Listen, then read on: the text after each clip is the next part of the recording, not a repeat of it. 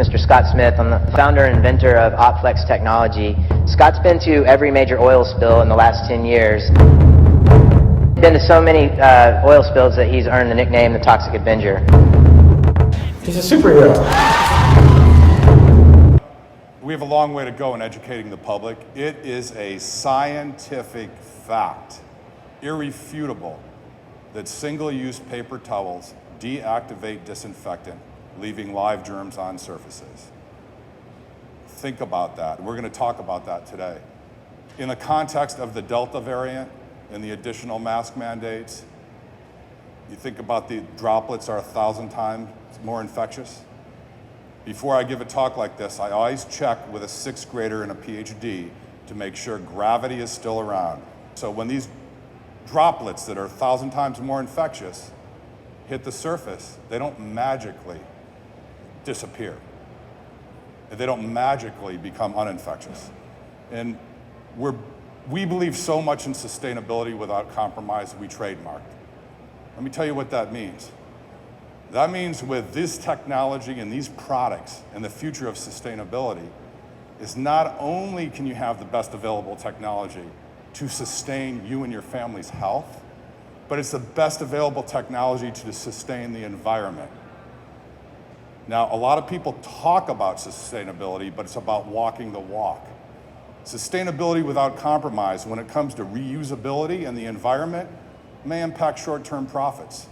We don't care about short-term profits. We care about the future and doing what is right in building a business. Then I started going to disasters, and you hear an expression out there that real-world disasters are my laboratory. I proved the technology out in the real world.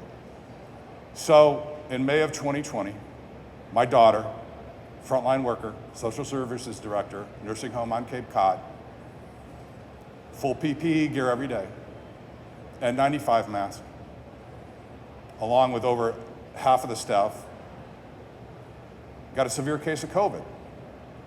So I approached this just like it was the 61st disaster, another environmental disaster. And what I do is I work with experts. So I reached out and I found Daryl Hicks, one of the leading surface disinfection experts. I thought I'd seen it all in all the disasters, in testing reports, but he taught me something about quat binding and the fact that paper towels deactivate disinfectant. Many of the frontline workers, not just at my daughter's nursing home, are being infected. You don't necessarily read about it, but yes, masks are important. Yes, this virus gets transmitted by droplets in the air, but surfaces are a real problem. And you talk about sustainability without compromise, and I get it. Nursing homes, hospitals, grocery stores, restaurants, where I live in Cape Cod, said, well, we really can't afford to disinfect properly and follow the CDC, EPA regulations. We kind of just use the paper towels for the public perception. To me, that needs to be challenged. Now, we hear a lot about the CDC. Would this surprise anybody to know that this right on the CDC website? There's something called the FIFRA Act of 1947. The Federal Insecticide, Fungicide, and Rodenticide Act. It's a violation of federal law to use this product in a manner inconsistent with its labeling. These disinfectants, the minute you combine them with paper towels or cotton rags, it deactivates the disinfectant and it goes off label. And very simple, cotton rags and paper towels have a negative ionic charge. Disinfectant's positive. They cancel each other out. And we'll get to this material, the biofoam, has a neutral. It does not have an ionic charge. That's why it can carry the disinfectant with its surface area and substantially lower the risk of surface contamination. But right there, look at that quote. The quat disinfectant is off-label and in violation of federal law. So I started testing and mapping out all these places. Again, we're in this to educate people, not get people in trouble, because most of the time they simply don't know. It's all about education.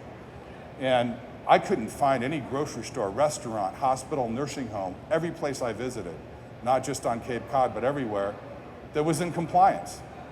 And we're living in an environment where we have all these mandates, but no one has paid attention to the existing law.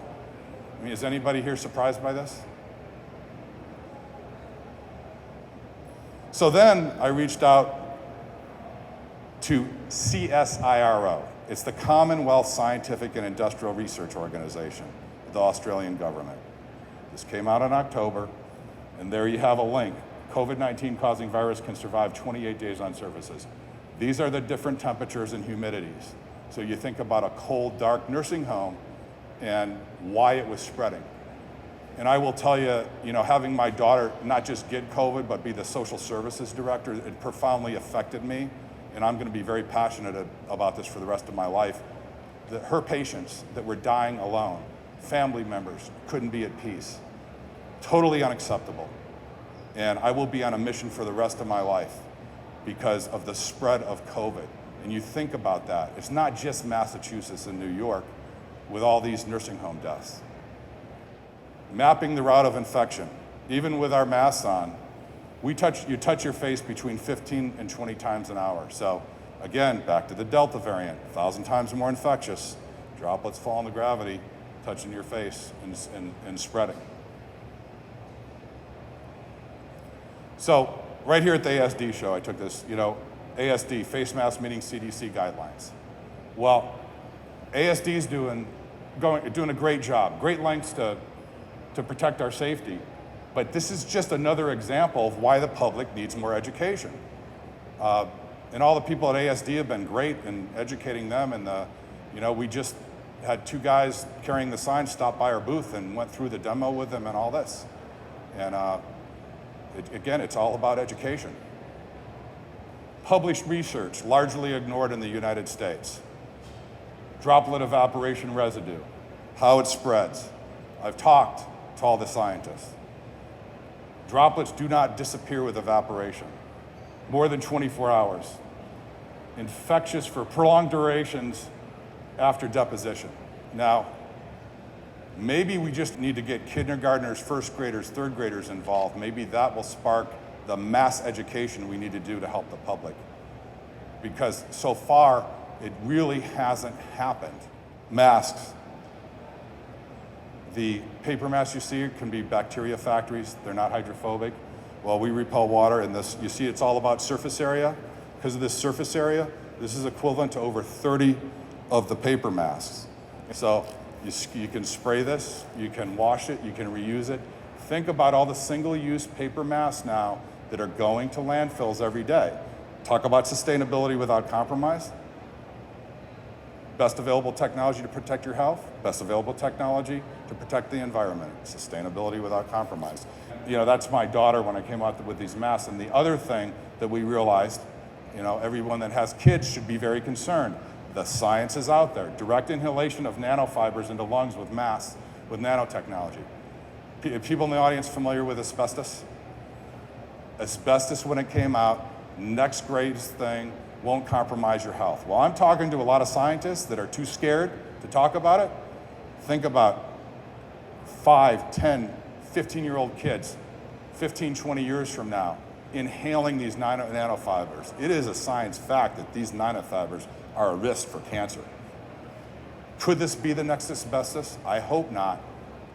But it's sure, they say history always repeats itself. History just may be repeating itself here with these nanofiber masks.